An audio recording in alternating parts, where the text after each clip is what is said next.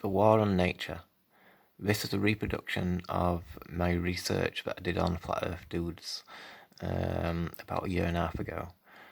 A lot of the pictures were like shared in Backchat, but most of them didn't get to the screen and stuff like. Some of them did, but not many. There seemed to be a lot of opposition, but anyway. So anyway, this is like a reproduction of it all. I've kind of reordered all my photos and I put it into some sort of order for those new to it, in terms of like exploring the giant tree idea and then getting to the more conclusive ideas of where I will go in with it and stuff. And you know what will lead into like why I call it the War on Nature, which is about how they, our leaders, are trying to remove us from nature as much as possible, or even completely, you know. But so yeah, one of the things I looked at was giant flora, you know, like giant lilies and all these kind of things, and like the size of the flower buds on there and stuff. Even the neck of the stem is quite thick. But the lily pads themselves, I mean, you know, they've got some size to them and strength as well. You got the scale. Even, you know, the leaves themselves are quite large. But you know, that's one of its flowers. Opened up. You got somebody riding on one. If you use a map because the surface area or pressure. But you can sit down on them. There's a flower bud there. But these are all like just examples of what nature can do, you know. You see flower for size, which is quite big, isn't it? You know, I've not seen a flower that big in personal, in real life, like.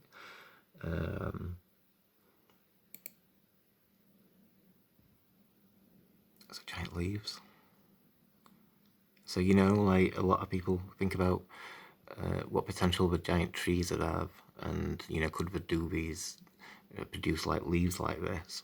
And this is like proving that in nature it is possible, you know, because we've got it here, you know what I mean? It exists now in this day and age, whereas in the past, I believe that there was so much more potential, like the conditions for the plant life or just life in general would have been so abundant, so self-sufficient.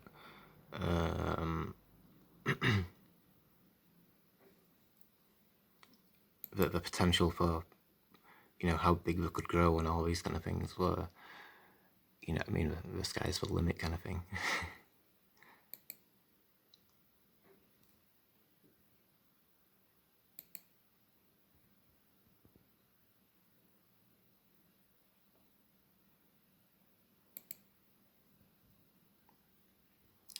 It's the largest single flower.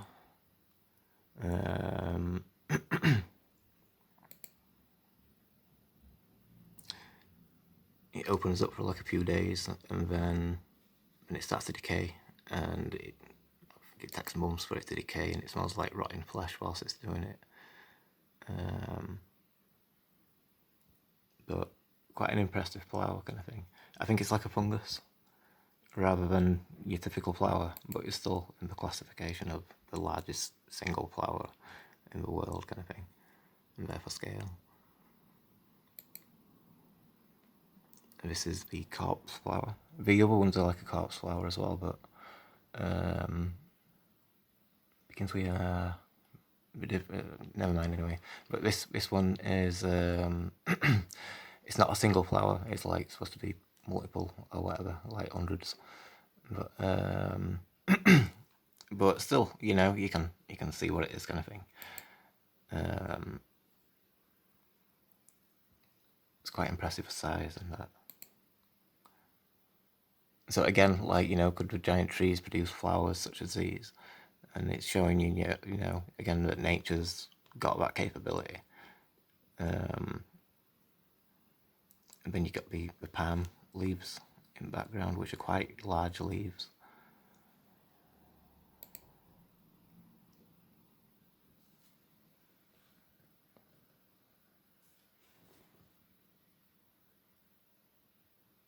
Again, for scale.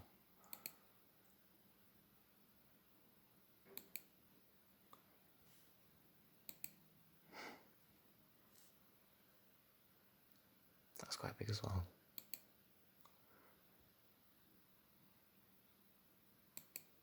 So there's a few examples, you know. This is carnivorous as this one. So for size of them, you know, it's a little intimidating. But I forgot what I was going to say now.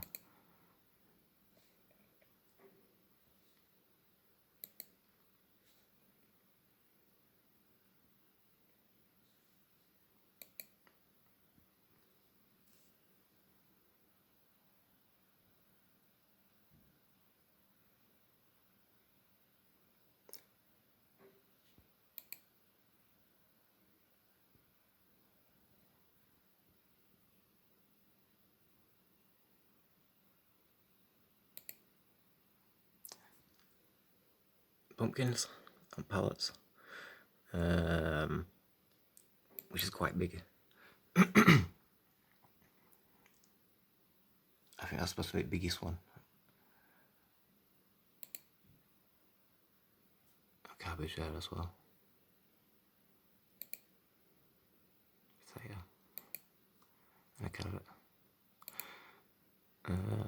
I know we're hoping to find like better ones, like, but I know that's kind of what we've got today, you know. It's like fruit and veg growing competitions have been popular in past, and I imagine that they're probably better in past. I don't know. I was hoping to find better, but this pine cone as an example of you know, how big we can get even in background.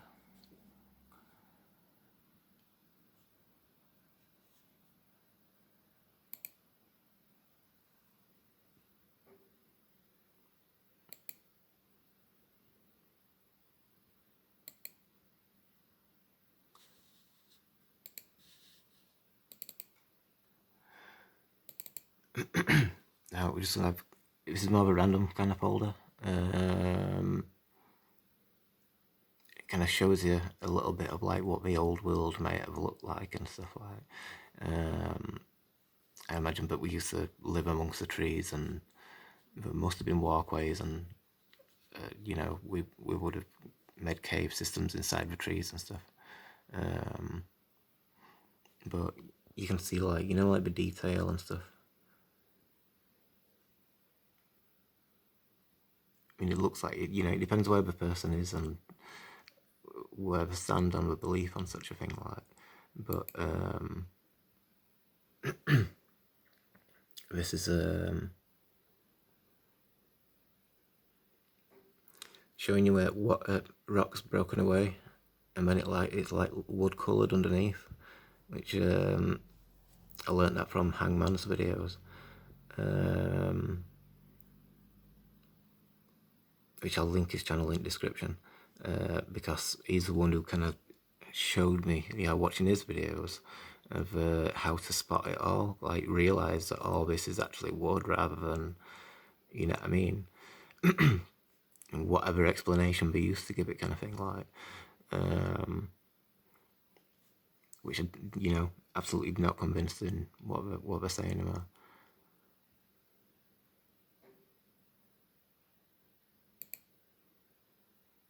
So look at that one. It's part of a, you know, a giant tree kind of thing, like.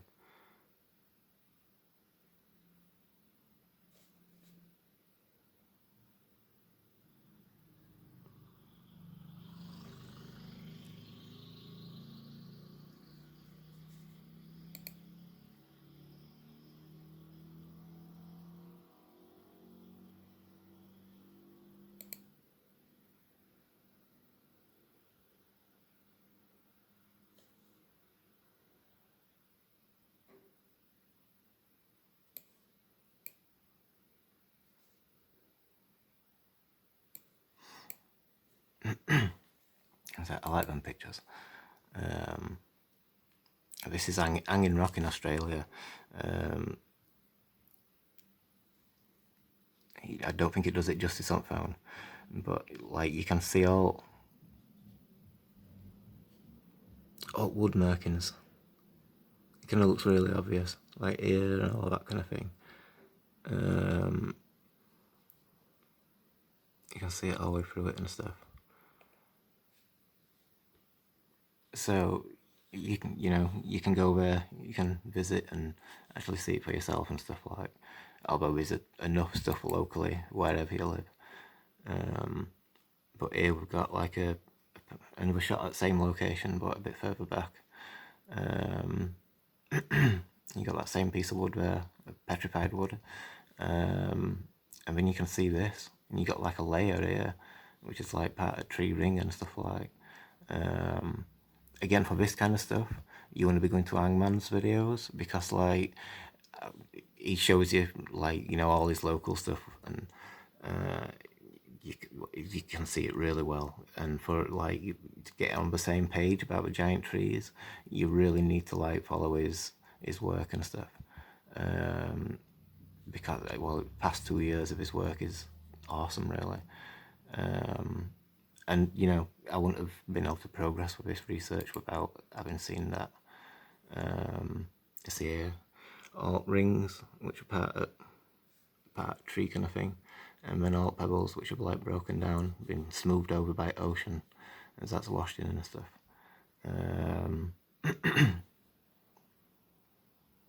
As you can tell where it's come from,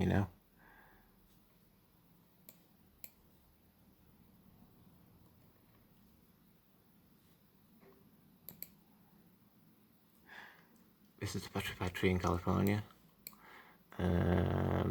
which I knew we were one in Arizona. But the significant thing that I want to point out about this one is the ones in Arizona are precious stones, whereas this one is just rock. It's like it's official petrified tree.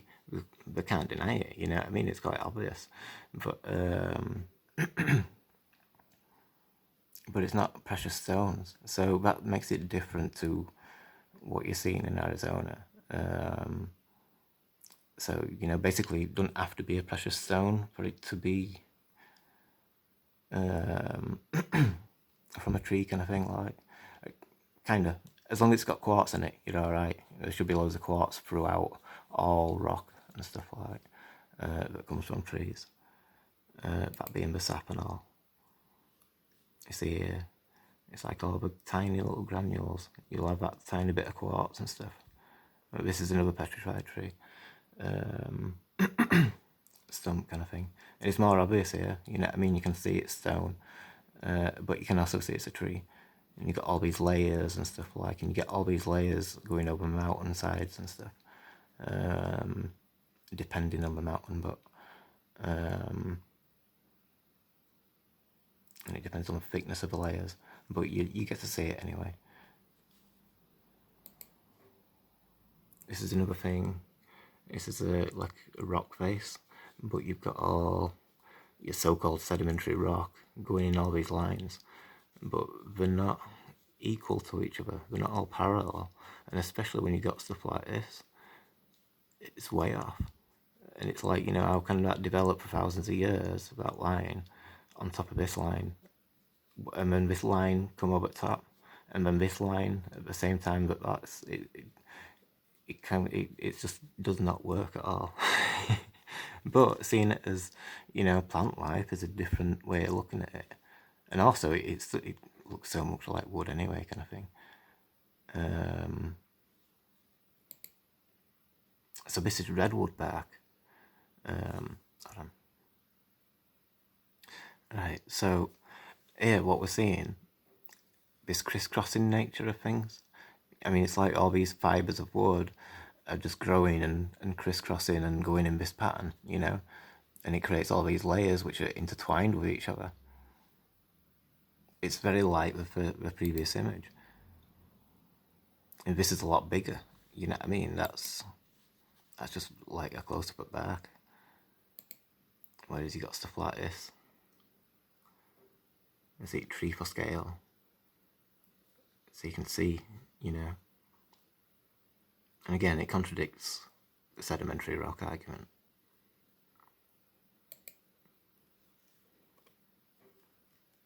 Trees.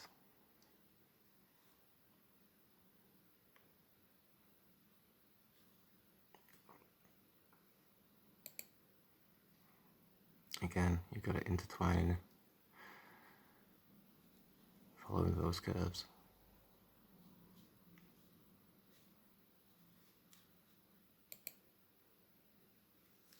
This is a bit of rotting wood I found on the floor.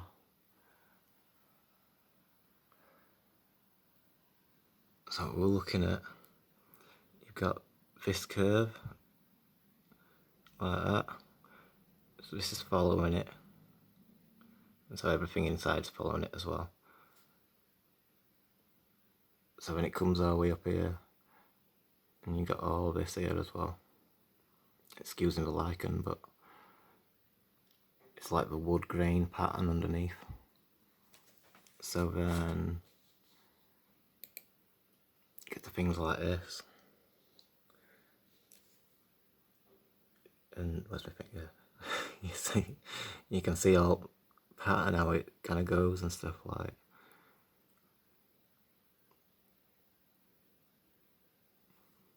Which, yeah, the land can move with earthquakes and that lot, but you see this a lot.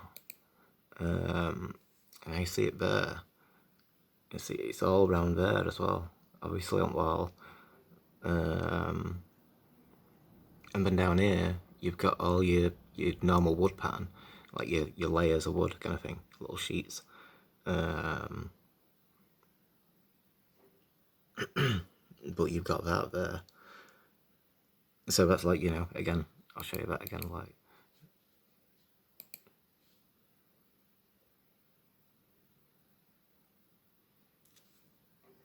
I like all of this.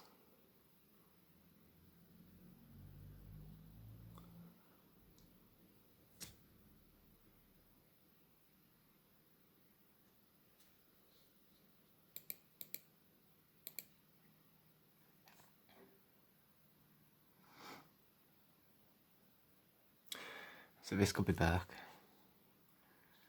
In these canyons, you get like, that's what it looks like in between bark layers. Sometimes, depends on bark, but. This is a dry stone walling near me. Again, you can see the wood grain. You know what I mean? It's quite clear in some parts of it and stuff.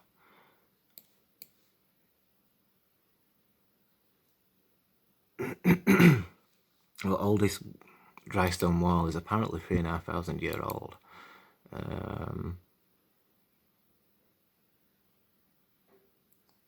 Some of them still look like wood.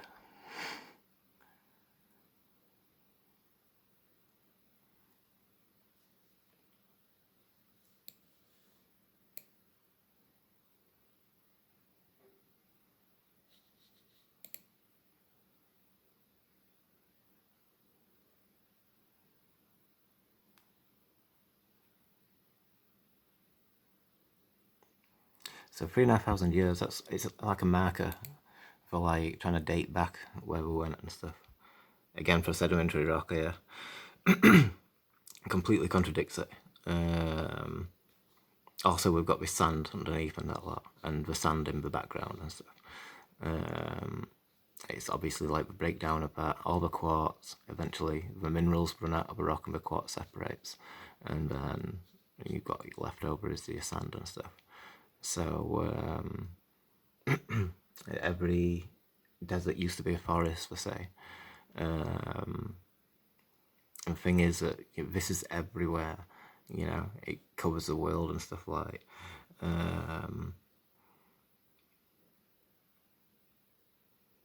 Which you're gonna save it for later. So I'm trying to process through the order, but essentially it's everywhere anyway. But this is lace rock. So potentially a different type of tree or plant, or fungus, or cactus. You know, like I did kind of think like cactus because it looked like it stored water. Maybe if it were, I mean, I don't know what it were like, but you know, you can speculate over, you know, what it is and stuff. It definitely looks like plant material rather than anything else. It looks like it organically grown. This is officially sedimentary rock, looking very like wood. So, you know what I mean? It's very official statement for what it is. It's not adding up. I'm quite sure that that's petrified wood.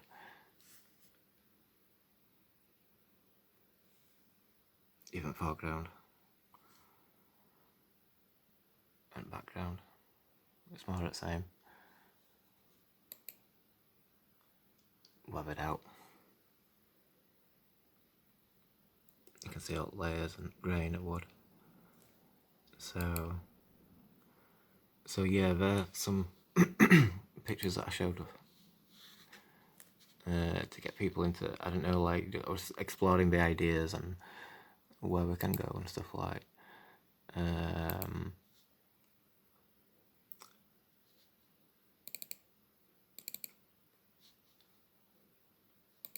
move to the next one now. Right, so bases. No, I'll save this for next one. So yeah, next we'll be moving on to bases. Right, I'll be back soon.